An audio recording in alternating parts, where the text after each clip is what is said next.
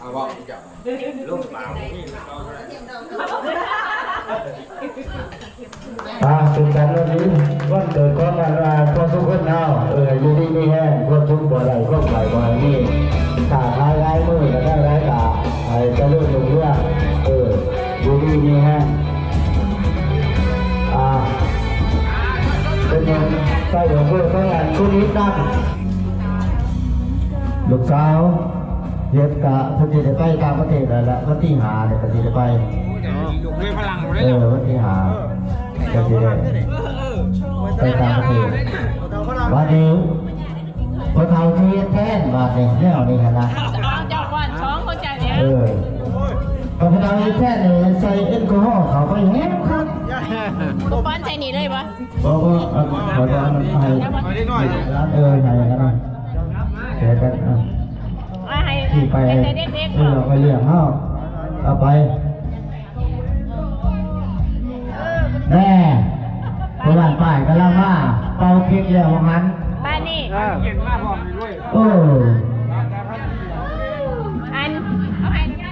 พอยกตัวหนีไปทางในรั้วได้ไปเลยโอเคแจกให้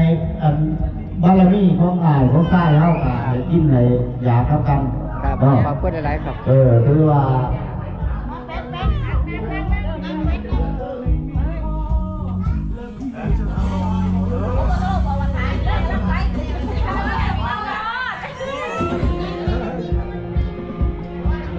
พอบ้านป้ายครับ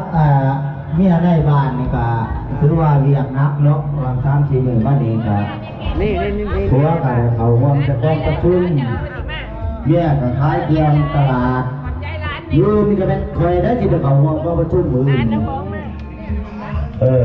ยงต่างประเทศมันจอดประชุมซึ่งนักตำรวจได้แล้วแบ่งกันเขาหน้ามันจับแบบเนาะเอากะพอผู้ใจพ่อของผู้ใหญ่เนาะดีๆนี่แห้งให้มีโศกมีลาภคนคิดจะได้ควบใครจะมีในวันคล้ายวันเกิดนี้เนาะก็ขอให้มีแต่ความเฮงเนาะเอาค